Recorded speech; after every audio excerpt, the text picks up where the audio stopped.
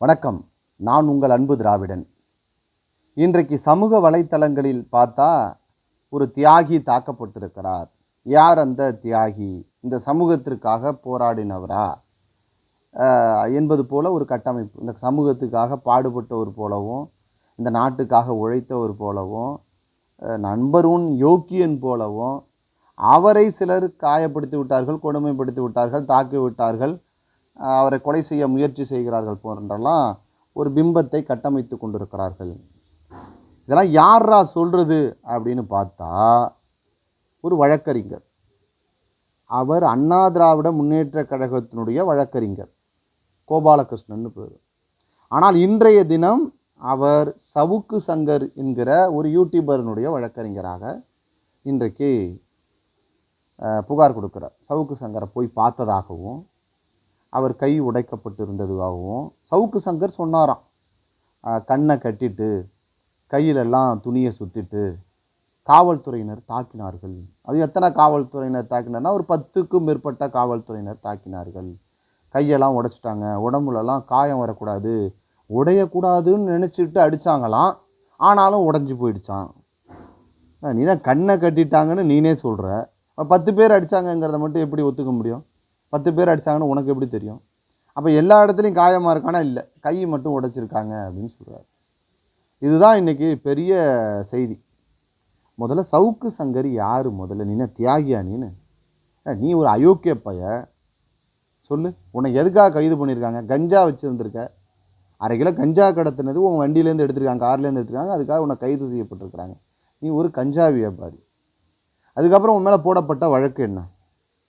நீ காவல்துறையில் இருக்கக்கூடிய பெண்களை, நீதித்துறையில் இருக்கக்கூடிய பெண்களை, போலீஸினுடைய உயர் அதிகாரிகளை குறை சொல்லியிருக்கிற, பேசியிருக்க, தப்பாக பதிவு பண்ணுற.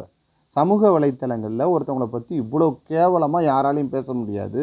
அந்த அளவுக்கு கேவலமாக அருண் அவர்களை பற்றி, காவல்துறையுடைய உயர் அதிகாரியை பற்றி நீ பேசுகிற. அது எப்படி பேசுகிற? யாராலையும் ஏற்றுக்கொள்ள முடியாத அளவுக்கு பேசுகிற. அவர்களுக்கு கீழே வேலை செய்யக்கூடிய எஸ்ஐ, இன்ஸ்பெக்டர், டிஎஸ்பி போன்றவர்கள்லாம் அவரை கரெக்ட் பண்ணுறாங்க, அவர்கிட்ட அட்ஜஸ்ட் பண்ணி போகிறாங்க. அவர் அட்ஜஸ்ட் பண்ணால் தான் உயர் பதவியை நாம் அடைய முடியும். அவர் ஒரு காதல் மன்னன், அவர் ஆண் அழகன். நீ எப்படியெல்லாம் அவரை ப்ரொஜெக்ட் பண்ணுற, எப்படி காட்டுற, எவ்வளோ கேவலமாக பதிவு பண்ண நீ. அவனா யோக்கியமானவனா அப்படின்னு கேட்குற. சமூக வலைத்தளங்களில் எப்படி பேசணும் அப்படின்றதே தெரியல ஒரு சவுக்குக்கு. ஒரு யூடியூபர், அது உனக்கு எல்லாமே, இந்த உலகத்தில் எல்லா அதிகாரமும் உனக்கு இருக்குதா? பேச்சு சுதந்திரம் இருக்குங்கிறதுக்காக அந்த மாதிரி பேசுவதா? நீ யாரை பற்றி நீ தப்பாக பேசாமல் இருந்திருக்க? இது வரைக்கும் நீ பேசாத ஆள் ஏதாவது பாக்கி இருக்குதா? உன் யோக்கியதை தான் நாட்டில் உள்ள எல்லாருக்குமே தெரியுமே. அதிமுகவுக்கு முட்டு கொடுப்ப, எடப்பாடிக்கு முட்டு கொடுப்ப போய், இல்லைன்னா அண்ணாமலைக்கு போய் முட்டு கொடுத்துட்ருப்ப. அண்ணாமலை வாட்சி பிரச்சனை வந்தபோது நீ தான் முட்டு கொடுத்த பெரிய அளவில்.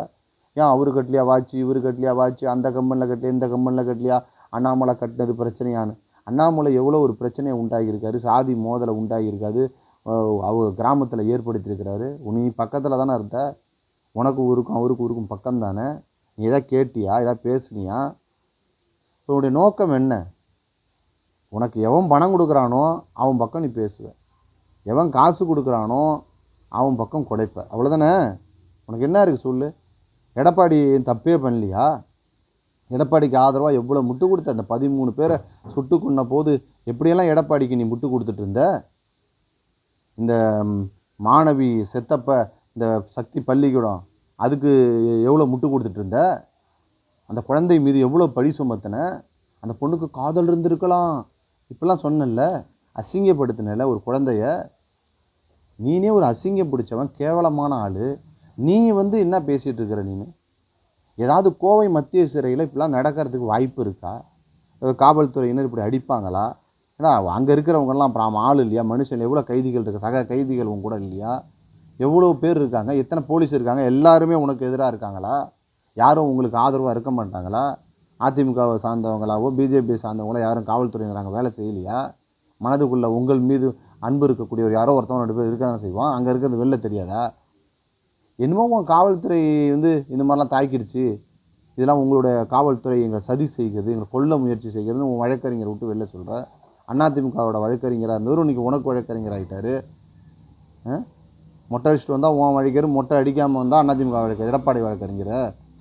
என்னன்னு நான் கேட்குறேன். எனக்கு ஏன்மோ யோக்கியமானவன் மாதிரியும், சவுக்கு சங்கர் மாதிரி உத்தமன் உலகத்திலே இல்லாத மாதிரியும், அவரை அரெஸ்ட்டு பண்ணாங்களாமா, கூட்டிகிட்டு போகும்போது விபத்தை ஏற்படுத்தி கொலை செய்ய முயற்சி. லூசு லூசு லூசு. ஒரு 15 பேர் 18 பேர் போகிற ஒரு வாகனத்தில் ஒரு விபத்து ஏற்படுதுன்னா அத்தனை காவல்துறையினருக்கும் தானே அடிப்படும். அறிவு இருக்கிறதா? எதையாவது பேசணும்னு பேசுகிறதா? எதிர்பாராத விதமாக ஏதோ ஒன்று நடந்து போச்சுன்னா உடனே அது ஒரு குறை சொல்கிறதா, குத்தம் சொல்கிறதா? ஒரு பதட்டத்தில் ஒரு முக்கியமான ஆளை கைது பண்ணிட்டு போகிறோம், பார்த்து பத்திரமா கூட்டிகிட்டு போகணும், விரைவாக கூட்டிகிட்டு போகணுன்ற ஒரு இதில் ஏதோ ஒரு சின்ன ஒரு விபத்து நடந்திருக்கு. யாரோ ஒருத்தவங்க எப்படி வந்தானா, குடிச்சிட்டு வந்தானா, தெரியாமல் வந்தானா, இல்லை கற்றுக்க எல்போர்டு போட்டு வந்தானா, எப்படி வந்தானா தெரியல, ஏதோ ஒரு வழக்கு உள்ளார ஒரு ஆக்சிடெண்ட்டு, அது வழக்காகுது, அதை பார்த்துக்க போகிறாங்க. உடனே இவர் என்னமோ நாட்டிலே உலகத்தினுடைய பெரிய தியாகி மாதிரியும், பெரிய இவரை கொள்றதுக்கு பெரிய சதி செயல் செய்கிற மாதிரியும் என்ன பேச்சுன்னு நான் கேட்குறேன். சவுக்கு சங்கர் யோக்கியமான ஆளா நான் கேட்குறேன். நான் என்ன நினச்சிக்கிட்டு இவனுக்கு முட்டு கொடுக்கறதுக்கு நிறைய பேர் வரீங்க பாருங்க. அடாடாடாடா அக்கிரும்பு. துணியை சுற்றுனாங்களாம், அதை பைப்பு இரும்பு பைப்பு இல்லையா, பிளாஸ்டிக் பைப்பால் அடித்தாங்களாம். என்னென்னலாம் உங்களுக்கு தோணுதோ எல்லாம் உங்களுக்கு சொல்ல வேண்டியது. கார் விபத்தை குறை சொல்கிறான். உன் மேலே வழக்கு போட்டிருக்கிறாங்க, அந்த வழக்குலேருந்து நீ வெளியில் வரணும். அதுக்கு என்ன செய்யணும்னு பாரு. நீ சொல்கிற கதை இருக்கு. ஏற்கனவே கடலூர் ஜெயிலில் இருந்துட்டு நீ சொன்ன கதையை எங்களால் தாங்க முடியலை. எல்லார்ட்டையும் ஒம்புழுக்க வேண்டியது, எல்லார்ட்டையும் சண்டை வளர்த்த வேண்டியது, எல்லாரையும் பற்றி அசிங்கமாக திட்ட வேண்டியது. நீ யாரை நீ தப்பாக பேசாத ஆள் சொல்லு. பிஜேபியும் திமுகவும் ஒன்றுன்னு பேசுகிற நீ. அவன் கொள்கைன்னா இவன் கொள்கைன்னா உனக்கு முதல்ல எப்படி பார்க்கணும்? என்ன பார்வை என்ன? எடப்பாடி உத்தமர் மாதிரி நீ தான் சொன்ன. 13 உயிர் பலி கொடுத்த போது நீ தான் சொன்ன.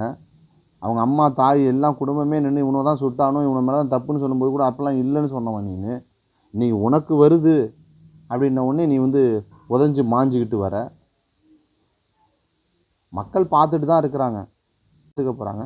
உடனே இவர் என்னமோ நாட்டிலே உலகத்தினுடைய பெரிய தியாகி மாதிரியும், பெரிய இவரை கொள்றதுக்கு பெரிய சதி செயல் செய்கிற மாதிரியும் என்ன பேச்சுன்னு நான் கேட்குறேன். சவுக்கு சங்கர் யோக்கியமான ஆளா நான் கேட்குறேன். என்ன நினச்சிக்கிட்டு இவனுக்கு முட்டு கொடுக்கறதுக்கு நிறைய பேர் வரீங்க பாருங்க. அடாடாடாடா அக்கிரும்பு. துணியை சுற்றுனாங்களாம், அதை பைப்பு இரும்பு பைப்பு இல்லையா, பிளாஸ்டிக் பைப்பால் அடித்தாங்களாம்.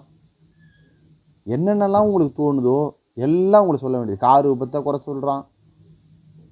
உன் மேலே வழக்கு போட்டிருக்கிறாங்க, அந்த வழக்குலேருந்து நீ வெளியில் வரணும். அதுக்கு என்ன செய்யணும்னு பாரு. நீ சொல்கிற கதை இருக்கு. ஏற்கனவே கடலூர் ஜெயிலில் இருந்துட்டு நீ சொன்ன கதையை எங்களால் தாங்க முடியலை. எல்லார்ட்டையும் ஒம்புழுக்க வேண்டியது, எல்லார்ட்டையும் சண்டை வளர்த்த வேண்டியது, எல்லாரையும் பற்றி அசிங்கமாக திட்ட வேண்டியது. நீ யாரை நீ தப்பாக பேசாத ஆள் சொல்லு. பிஜேபியும் திமுகவும் ஒன்றுன்னு பேசுகிற நீ. அவன் கொள்கைன்னா இவன் கொள்கைன்னா உனக்கு முதல்ல எப்படி பார்க்கணும்? என்ன பார்வை என்ன?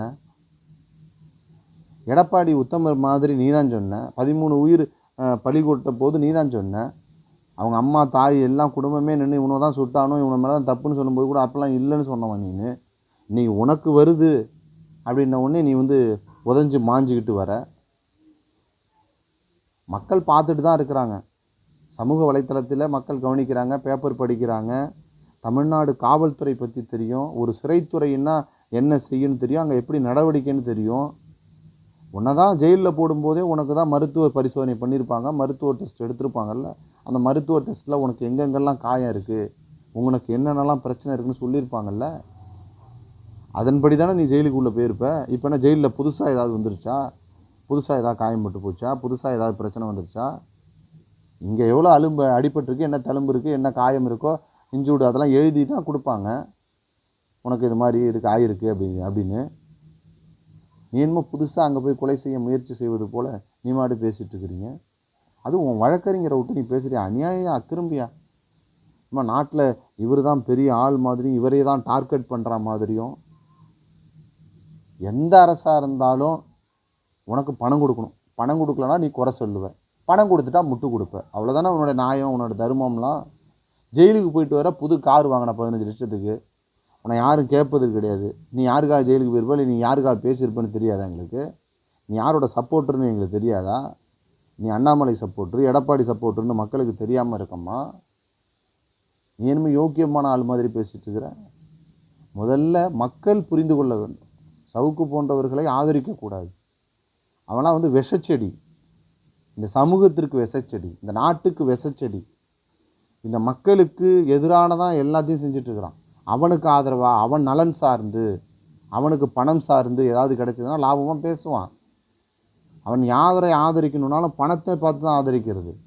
சமூகத்தில் எது மாற்றத்தை ஏற்படுத்தணும், மக்களுக்கு நல்லது நடக்கணும், இவனால் ஏதாவது நல்லது நடந்துச்சு, இவன் ஏதாவது உண்மையான பிரச்சனை கையில் எடுத்து பேசி நீங்கள் கேள்விப்பட்டிருக்கீங்களா? இது வரைக்கும் இவன் பேசுனதில் உண்மையிலேங்க இந்த கம்பெனியால் இந்த மக்களுக்கு பிரச்சனை, இதை பற்றி பேசி இதை கொண்டு வந்து இந்த கம்பெனியை மூடுறதுக்கு காரணமாக இருந்தான், இந்த மக்களுக்கெல்லாம் ஆதரவாக இருந்தான், இங்கே இருக்கிற 50 கிராமம் பொழைச்சது இவனால், அப்படி யாராவது சொல்ல முடியுமா?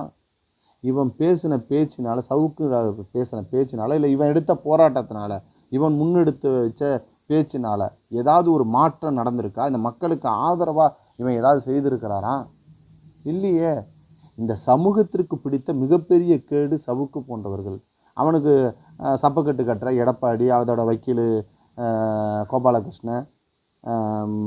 ஆனால் இதில் என்ன பெரிய கொடுமைன்னா, கோவை மத்திய சிறையில் என்ன நடக்குதுன்னு ஆய்வு நடத்தணுமா போய் எடப்பாடியே சொல்கிறாரு.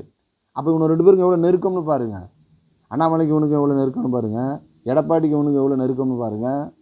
அதனால் மக்கள் புரிந்து கொள்ள வேண்டிய தருணம் இது, நமக்கான தருணம் இது. நம்மளுடைய எதிரிகள் யார் என்பதை இது கரெக்டாக அடையாளப்படுத்தணும், அடையாளம் தெரிஞ்சுக்கணும். அவன் தப்பானவன், தப்பு தண்டனை அனுபவித்து தான் தீர வேண்டும். இதை போட்டு நம்ம குழப்பிக்க வேண்டிய அவசியம் கிடையாது. அவனுக்கு எதிர்ப்பும் ஆதரவும் சமூக வலைத்தளங்களிலே பெருகி கொண்டு தான் இருக்கிறது. ஆனாலும் கூட சவுக்கு தப்பானவன். ஒரு மத்திய சிறையில், கோவை மத்திய சிறையில் அப்படி நடப்பதற்கு வாய்ப்பு கிடையாது. அந்த விபத்து யதார்த்தமாக நடந்த ஒன்று. இவன் நினைக்கிற மாதிரிலாம் எதுவும் கிடையாது. இவன் அவ்வளோ பெரிய தியாகியோ இல்லை அவ்வளோ பெரிய ஆளோலாம் கிடையாது.